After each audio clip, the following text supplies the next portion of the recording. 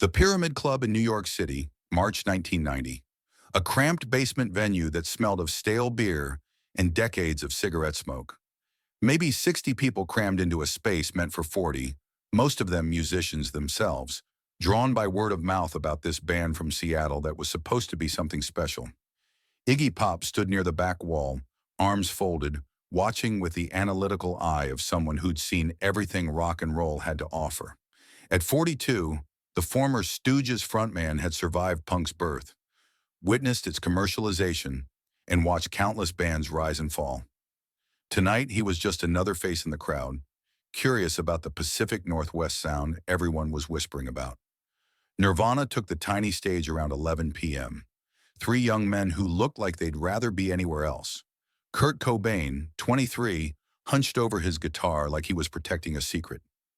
Chris Novoselic, towering and awkward, focused intensely on his bass, and Chad Channing behind the drums, competent but somehow disconnected from the sonic chaos his bandmates were creating. Iggy watched as Kurt launched into the opening riff of Floyd the Barber. Even in this cramped space, even through the club's terrible sound system, something was undeniable. This wasn't just another grunge band. Kurt's voice cut through the distortion with a vulnerability that felt dangerous, like watching someone bleed in public. But Iggy's trained eye caught something else, the way Kurt's shoulders tensed every time Chad hit the snare slightly off tempo. The micro expressions of frustration that flashed across the singer's face when the rhythm section wavered. The way Kurt would glance back at the drums, not with encouragement, but with barely contained irritation. Most people in that basement were transfixed by the raw power, the emotional honesty, the sheer volume of feeling compressed into three-chord progressions. They saw a band. Iggy saw the fractures. Halfway through About a Girl, Chad lost the beat for just a moment. Half a second. Most wouldn't have noticed. Kurt's jaw clenched. His fingers pressed harder into the fretboard. The song continued, but something had shifted in the singer's posture. He was no longer lost in the music. He was fighting it. The set built toward its climax. Kurt threw himself into each song with increasing desperation, as if volume and intensity could compensate for what was missing behind him. His voice grew raw, more strained. Sweat soaked through his flannel shirt. But the more he pushed, the more obvious the disconnect became. During Negative Creep, Kurt's guitar seemed to be pulling the song in one direction, while Chad's drums dragged it in another. Not dramatically, subtly, like two people walking together but slightly out of step, creating an almost imperceptible friction that builds over time into exhaustion.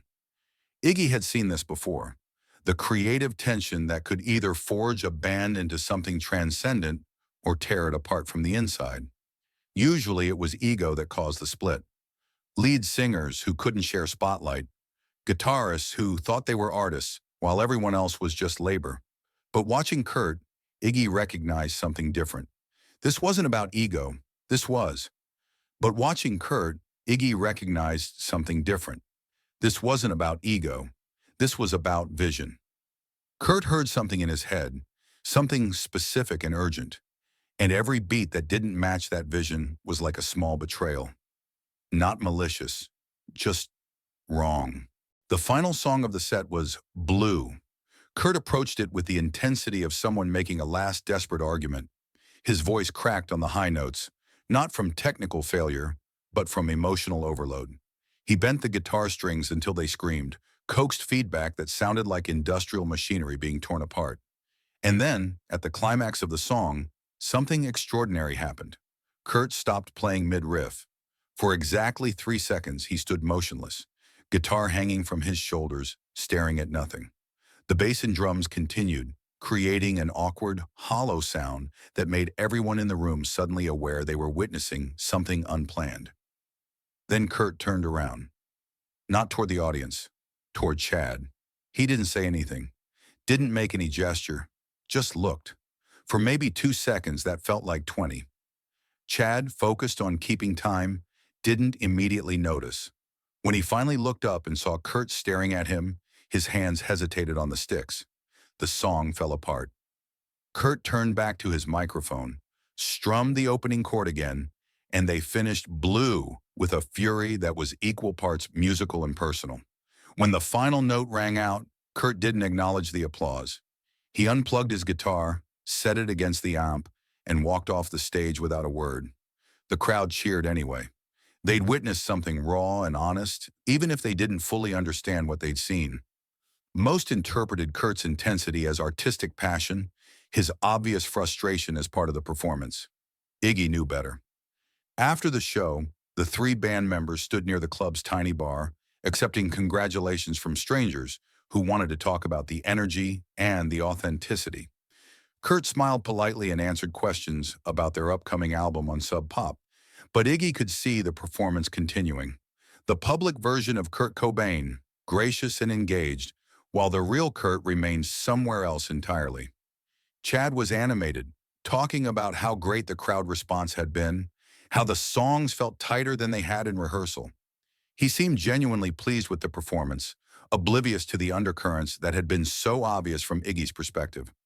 Chris stood between them, literally and figuratively, aware that something was off but unable to identify exactly what. He kept glancing between Kurt and Chad like someone watching a conversation in a language he almost understood. Iggy approached them slowly. He'd learned over the years that timing mattered with introductions. Come on too strong and young musicians either got starstruck or defensive. Wait too long and the moment passed. That was something else, he said to Kurt, extending his hand. Iggy Pop. Kurt's demeanor changed instantly. Not starstruck exactly, but suddenly present in a way he hadn't been with the other well-wishers. I know who you are, Kurt said quietly. Raw power changed my life. They talked for a few minutes about music, about Seattle, about the difference between playing clubs and playing basements. Chad and Chris joined the conversation, both clearly excited to be talking to someone whose name they'd seen on album covers they owned. But Iggy was studying Kurt, the way the young man's attention would drift during Chad's contributions to the conversation, the slight tension in his shoulders whenever the drummer laughed, the microsecond delay before Kurt would respond to Chad's questions, as if he was translating from a foreign language. After about 10 minutes, Chad excused himself to use the bathroom. The moment he was out of earshot, Kurt's entire body language shifted. His shoulders dropped. His voice lost its careful politeness. How long have you been playing with Chad? Iggy asked casually. About a year, Kurt replied. Then after a pause, he's a good drummer. The words were correct, but the tone carried no conviction. It was the sound of someone trying to convince himself of something he didn't believe. Good drummers are everywhere, Iggy said carefully. The right drummer for a specific band? That's rarer. Kurt looked at him sharply. Something in Iggy's tone had caught his attention. What do you mean? Iggy glanced toward the bathroom, making sure Chad was still out of range. Then he looked back at Kurt with the directness of someone who'd survived long enough to skip the diplomatic niceties. You hate your drummer. The words hung in the air between them. Not a question, not an accusation, just a statement of observed fact, delivered with the matter-of-fact tone of someone commenting on the weather. Kurt's face went completely blank, not defensive, not angry, just empty. For a moment, he looked like someone who'd been holding his breath underwater and suddenly realized he was drowning. He didn't deny it, didn't try to deflect or make excuses, just stood there, staring at Iggy, as if he'd been seen through for the first time in months. It's not his fault, Kurt said finally, his voice barely audible above the club's ambient noise. Didn't say it was. He's trying hard. He practices. He shows up. I'm sure he does. He's a nice guy, really nice. That's not the point. Kurt's jaw worked silently for a moment, as if he was chewing on words he couldn't quite spit out. When he finally spoke, it was with the tone of someone confessing to a crime. Every night, every fucking night I stand up there and I can feel it. Like we're not even in the same band. Like we're playing the same songs but hearing completely different music. Iggy nodded. He'd been there. Different band, different decade, same fundamental problem. The songs sound fine, Kurt continued, his voice getting slightly stronger. People like them. They don't know, but I know. I can hear what's missing. I can hear how they're supposed to sound, and every night we get close but never quite there, and it's driving me insane. So what are you going to do about it? The question seemed to catch Kurt off guard. He'd been so focused on the problem that the possibility of a solution hadn't occurred to him. I don't know. I can't just fire him. We're friends. He doesn't deserve that. You think you're helping him by pretending? I'm not pretending. You're pretending the music doesn't matter more than his feelings. The words hit Kurt like a physical blow. His eyes widened slightly, then narrowed, as if he was seeing something in the distance that was simultaneously terrifying and liberating. Chad returned from the bathroom before Kurt could respond. The conversation shifted back to safe topics. The Seattle scene, sub-pop records, the differences between East Coast and West Coast audiences. But something fundamental had changed in Kurt's posture. He participated in the discussion, but Iggy could see him processing their exchange, turning it over in his mind like a puzzle he was finally beginning to solve. When they parted ways that night, Kurt shook Iggy's hand with unusual intensity. "Thanks," he said. "For what?" "For seeing it." 6 months later, Chad Channing was out of Nirvana. The official story was musical differences, mutual decision, no hard feelings. The reality, according to people close to the band, was more complicated. Kurt had become increasingly distant during rehearsals, more demanding about specific drum parts, less tolerant of approximations. Chad tried to adapt, worked harder on the parts Kurt wanted, but the fundamental problem remained. He was playing Kurt's songs, but he wasn't hearing Kurt's music. The disconnect that Iggy had noticed in that basement club had become unbearable for Kurt to live with.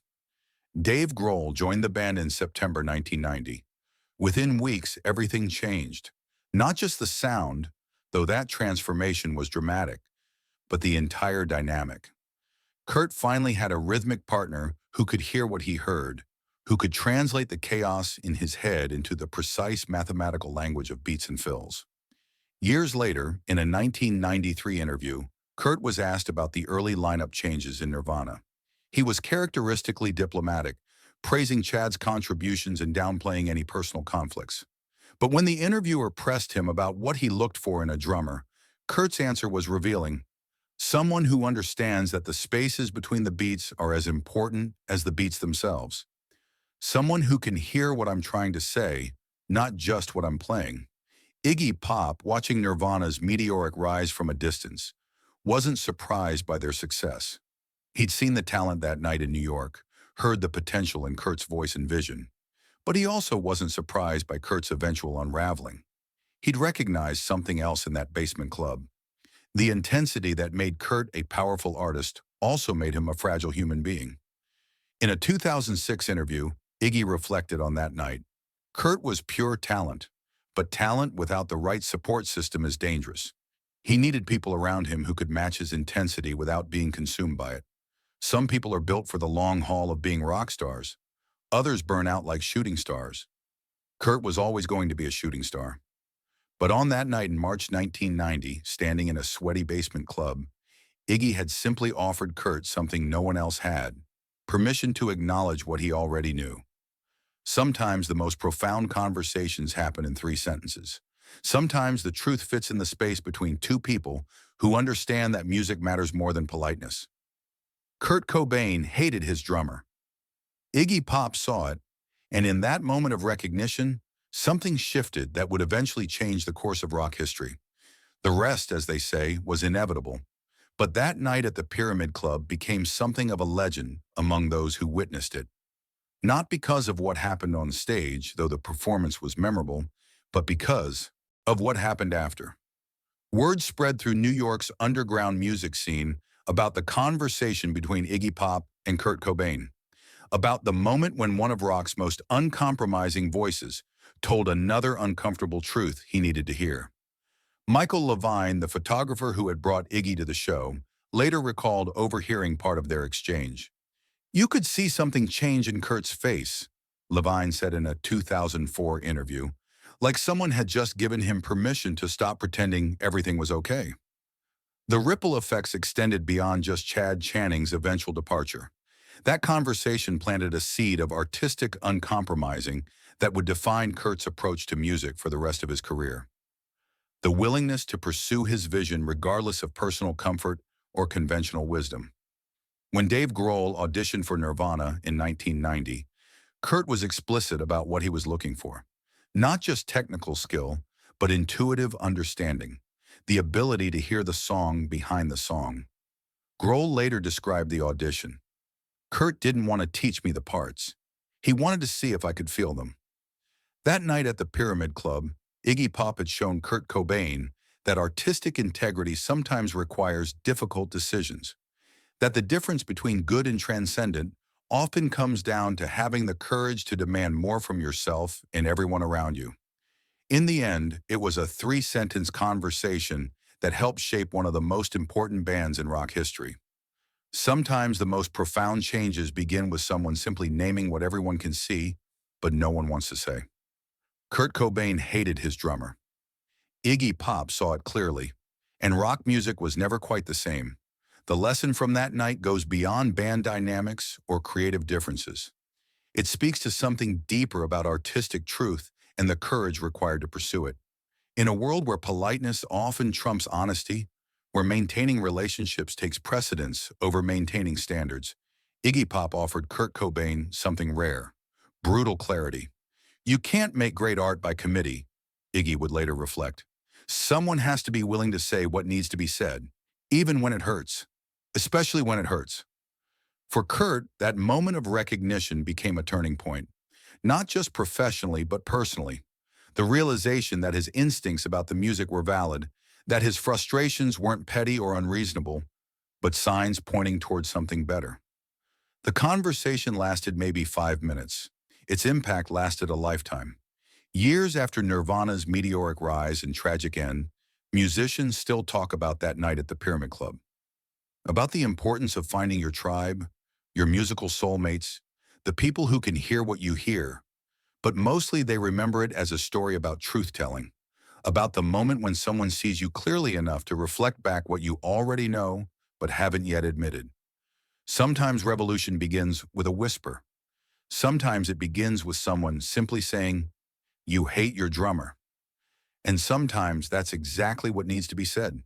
The truth hurts, but silence hurts more. That night in March 1990, three sentences changed everything. Music history turned on raw, brutal honesty between two great artists,